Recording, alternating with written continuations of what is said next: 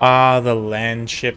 Absolutely glorious. It is fully realized in Total War Warhammer. Of course, there were mods that added it in before, but Creative Assembly's effort certainly is quite potent. Is it overpowered? We'll discuss that a little bit in today's video as I face off against Kislev. We've got Boris and the Amber Wizard with their newly buffed HP. This is on the most updated patch. You can see, yes, 6,604 HP for Boris, and the Amber Wizard's got 5,700, so definitely going to be both a little bit better. The extra little bit of HP certainly helps. Then we've got the land ship. We've also got two of the new Knights of the Black Rose. They're a sword and shield melee knight rather than the shock cavalry like Empire Knights, Blazing Suns, or Reichsguard. Yeah, they've got anti-infantry, only +8, but certainly is something with 50 melee defense, which is obviously quite good, 120 armor, and immunity to psychology. So they are quite tanky. Got a couple of free company on the flanks here, alongside some swordsmen, spearmen, and some crossbowmen I'm going to promptly forget about in the back. Well, not promptly, but they'll get going in just a second here. And then, of course, the land ship against Kislev here. My opponent coming in with the Ice Switch. We've got the Patriarch, Golden Knights, some Horse Archers, a line of Armored Cossars, who did receive some nerfs. I don't 100% totally remember. Maybe so many eagle-eyed viewers can spot the stack card and call out the differences. But we got some things in the woods here, including the regiment-renowned Mordheim Beowulfs, 3 Griffin Legions, so quite the emphasis on mid-tier, kind of upper mid-tier heavy cavalry. Let's get things going, though. Land ship's going to immediately open fire with the main gun. We're going to train it onto the Mordheim Beowulfs, try and pick off as many unit models as we can before the battle starts. And this is a great use for the main gun here. Monstrous infantry in particular, it does enough damage to like one-shot their unit models, and you can work the unit down in some time, but it'll lose the attack order relatively quickly as I give it a charge order. We're going to sort of go all in with the push on my left flank, on Rider Rohan's right, my opponent here. He is going to also push forward all 3 of his Griffin Legion onto my left, so both of us just kind of conceding the flank, but yes, indeed, the Knights of the Black Rose and the land ship charging in. Land ship is going to pop its mobility buff and mass buff. You can see it almost takes the entire unit out like broadside and does a massive amount of damage. Quick Flock of Doom and some rear charges from the Griffins. Well, for just face charging in the case of the Amber Griffin. I'm going to add some extra leadership debuffs and terror in here and just try and quickly shock these Kislev units off the field. We're mostly able to do so, although Rider responds with a very nice Hawks of Misha. Not going to do too much AP, but the Knights of the Black Rose also facing some pretty tough opponents here, do end up taking quite a bit of damage, at least in the one unit. The rest are just going to be tasked with kind of holding the line after that initial charge. My own backline getting absolutely savaged by the Griffin Legion, who were able to work their way up and around, find some gaps, get on the crossbowmen and just shut them down. Melee state troops are not able to stop this, so yeah, hopeless endeavor as the crossbowmen just all get routed off. We've got some Horse Archers in here for cleanup as well. But yeah, I mean, myself, we're going to use the land ship somewhat as an anchor, but get these 2 Griffin characters back up in the air and wheel around. I see the cavalry coming in the distance there, so we're going to get the Griffins and the land ship all together, try and counteract them. They initially seem like they want to charge in here, but seeing the land ship opposing them, they're going to try and pull away. But the Griffins are fast enough they can catch up. Do a little precursor charging. Boris kind of getting blocked in by the land ship there. And a nice Flock of Doom as well. Just all hands try and do as much damage to get those Griffin Legion off the field as possible. And it does look like they're going to be suffering pretty badly. Meanwhile, the line fight is sort of a wash for the most part. Rider Rohan's troops are slightly winning out here, and especially with that Hawks of Misha. Of course, not doing any friendly damage to his units, but definitely doing a lot to my spearmen and helping to keep their leadership down as much as possible. Of course, his Kossar is also suffering quite badly, but Griffin Legion, at least a handful, is still alive over on this side, even if the ones on the far side paid quite a hefty price. But let's see here. Yeah, I mean, for me, it's mostly anti-large infantry that's left, but their leadership is having quite a rough time. Knights of the Black Rose also managed to hang around until now, at least this one unit. Again, credit to their sort of melee defense and staying power.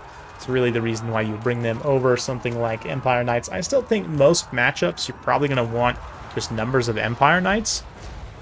But the Knights of the Black Rose certainly do have a place in some matchups. I'm going to throw another Block of Doom in here. Send the Griffins in for a charge, and here comes the land ship. Oh, I love that sound effect too. Almost like a choo-choo, you know, big old steam engine whistling, and you know, the extra mass and damage as it charges in. Cannon continues firing point blank. Amber Griffin charges in once again. We're going to see another Hawks of Misha.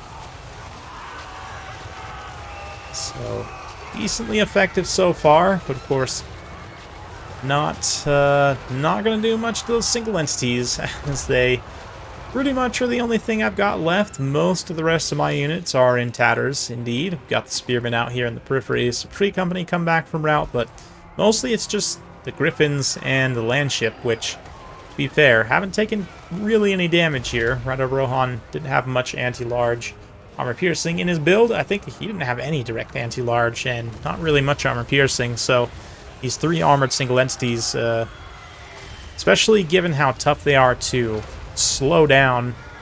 Now the Griffins, of course, being flying monsters, being able to control in that way. Kislev doesn't have any way to stop them, right? They lack flying tools completely. The land ship, the mass, and everything else you've seen here, the Griffin Legion, even though they're heavy cavalry, can't really, I mean, they can bog it down momentarily, but they're not really going to do enough damage to take it down. So Ryder and I were talking in chat and just saying, like, yeah, probably 4 to 5 Streltsy is going to be necessary in this matchup, which, to be fair, I think was maybe the meta already in this matchup, but yeah, Streltsy are definitely going to be necessary to combat the land ship, and even then, I think Kislev and many factions, to be fair, will probably struggle with the land ship, which brings us back to its overall balance. This is the best game I've had with it, to be fair. And it did get 3,000 damage values, so 23,000 overall damage and still climbing. The biggest thing is the HP is just massive. You could probably knock off like 2,000 HP off this thing. Maybe that's too much. You could knock a decent amount off of it, though, and it would be fine, especially since it's unbreakable. And 90 armor, it's not a ton, but considering the sort of mass and speed often can escape. Sometimes it can get a little bit caught up. You can see there with the speed debuff, it was down to 39 speed. 55 isn't amazing base, but as long as you have this full power available, you know, if you save it for sort of situations where you need to escape, it can be quite useful. Sometimes it's nice to use it more proactively, as I did here, to kind of frontally charge someone and just majorly disrupt their formation. Oh yeah, that point-blank cannon shot as well. Yeah, so land ship is another one to potentially keep your eye on in terms of balance. Again, I don't know that I'm necessarily directly recommending nerfs. I think if you did nerf it, it would probably still be totally fine. But we'll see. We'll see how balance shakes out kind of as the patch plays on. Maybe people will start to find ways of combating it, and it will start to feel less oppressive. I know some things on release can feel very broken, but then sort of as the meta stabilizes over time, people figure out ways of different factions dealing with it, can feel less oppressive. But land ship certainly does feel very strong right now. Oppressive for some factions, perhaps. But I'm open to your guys' thoughts in the comments down below as well. It's definitely one of the coolest units we've ever seen. Cool factor is off the charts here. And the fact that Griffins also perform better, much more cost-effectively, the Amber Griffin in particular, I've always been a fan of. It's always been more of a niche pick, not really the best, as it just kills the Ice Witch right there. But now with the HP buff, it's just going to be that much more viable, that little bit extra viable. And, I mean, this was always a matchup where it could perform decently well, but especially Flock of Doom being very decent damage right now. And the rest of Lore of Beasts, I mean, the buffs and debuffs are just kind of there, but they're okay. You can certainly take them. But yeah, in support, I feel like this combination works decently well. Like the two Griffins can kind of play off of each other. They can play off the land ship quite effectively. And the three of them, you know, excuse me. Now the three of them, like targets designed to fight, you know, any one of them will be good against the others, right? But that also means you can potentially spread the damage between the three of them, not take all the damage on one, right? Have that piece be lost. Knights of the Black Rose didn't necessarily perform incredibly well here, but they did a decent enough job holding the line long enough for the land ship to pay for itself.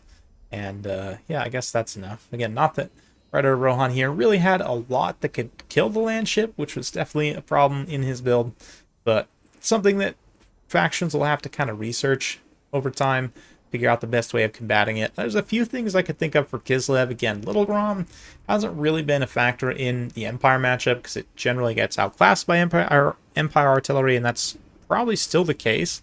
But if you do expect a land ship, I could see it potentially being a good trade there. I mean, we'd have to see. I don't know, maybe the land ship, it's not that much cheaper than the land ship, actually.